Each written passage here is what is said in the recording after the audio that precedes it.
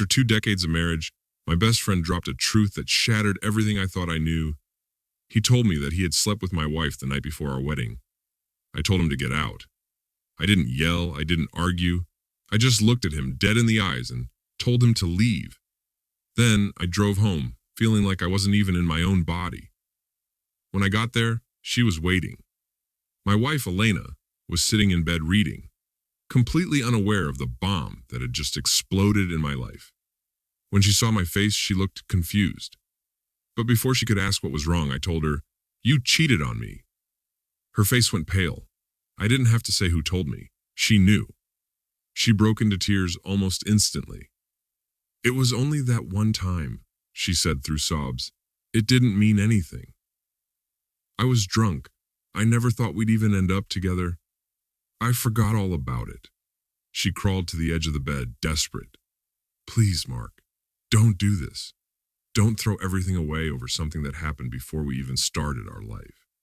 We have a family. We have history. Please." I stepped back.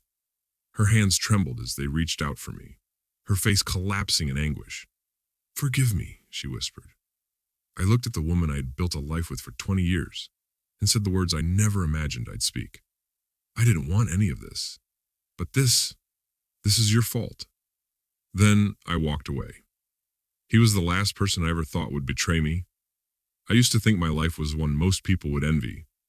A marriage that had lasted 2 decades, 2 kids off at college, a home full of framed memories and laughter, and a best friend who had been more like a brother since we were teenagers. Jason.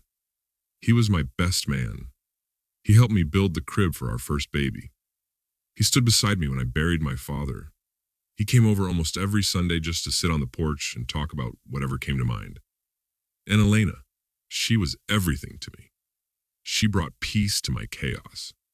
Sure, we'd had our ups and downs like any couple, but I believed in us. I truly believed nothing could break what we had. Until that night. Jason had seemed off that evening. We were sitting on the porch, passing around a bottle of scotch like we'd done more times than I could count. But he wasn't himself. He wasn't joking around. He didn't talk about work or the game. He just sat there, staring out at the yard, like his thoughts were eating him alive. "There's something I have to tell you," he finally said, his eyes locked on the shadows stretching across the grass. I figured it was something about his divorce, or maybe something serious like a health scare. I never in a million years expected what came next. "The night before your wedding," he said, "Elena and we slept together." I stared at him. My brain refused to accept what I had just heard. He wasn't stuttering. He wasn't trying to cushion the blow. He just kept going. "It was one time. We were drunk. It was a mistake. But I've been carrying it for 20 years, and I can't anymore." I got to my feet, not because I was furious just yet, but because I didn't even know how to stand still.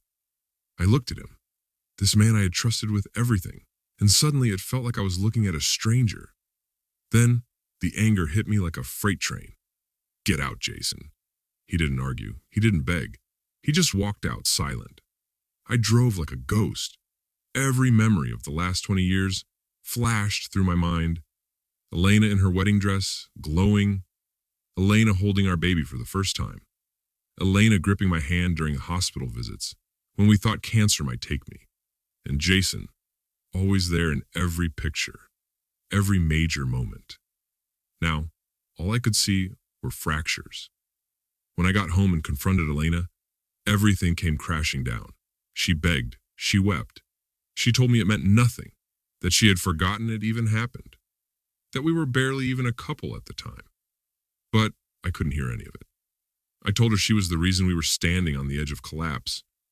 And then I left. I didn't go back home that night. I just drove for hours.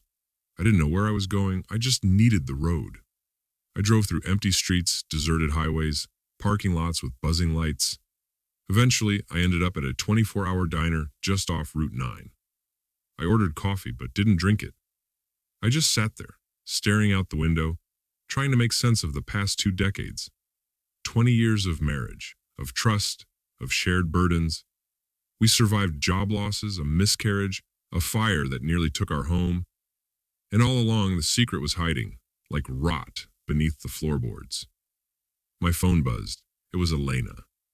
I let it ring, then the texts came one after another. Please call me, I'm scared. I never meant to hurt you. I don't even remember why it happened. Are we really going to destroy 20 years because of something that happened before we were married? Think about our kids.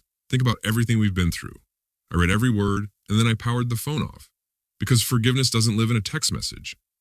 The next morning, I showed up to the office looking like I hadn't slept, because I hadn't. My assistant saw me walk in, took one glance, and wisely said nothing. I spent the morning staring at screens I couldn't process, the numbers blurred. The words in my inbox meant nothing. I was present in body only, moving through the office like a ghost. Around noon, I got up, grabbed my keys, and left without telling anyone where I was going. I didn't even know myself until I was already halfway to Jason's place. His truck was gone when I pulled up. The porch looked just as it always had, familiar and ordinary. But something about it felt hollow. Still, I walked up and knocked. The door creaked open, and there he stood, eyes sunken, face pale, like I had drained the color out of his world. Why now? I asked, my voice flat, tired. He lowered his gaze, couldn't even meet my eyes. I couldn't keep carrying it, he said quietly. Every time you talked about Emily, about her future wedding, I kept thinking, what if she went into that day without knowing who she was really marrying, like you did? I didn't say a word. Not because I didn't feel anything, but because I wasn't angry. Not in the explosive way I'd been. I was evaluating, measuring the damage. You stole something from me, I finally said, and I don't know how to see your face again without remembering that. He gave a slight nod. If you want me gone, I'll disappear. No, I said, calm but certain.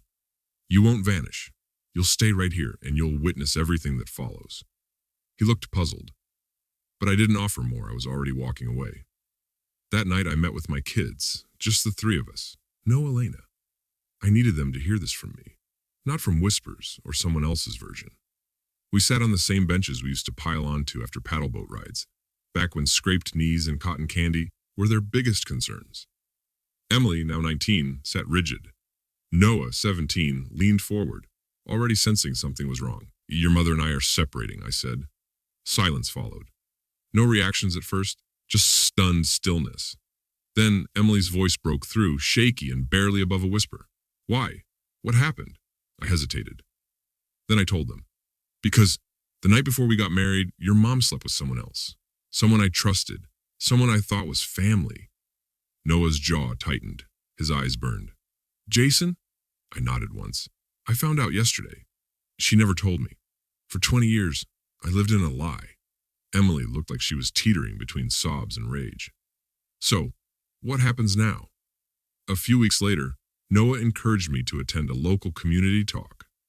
You need to get out of the house, Dad, he said, even if it's just to hear someone else speak for once. So I went. Not because I felt ready, but because I was curious.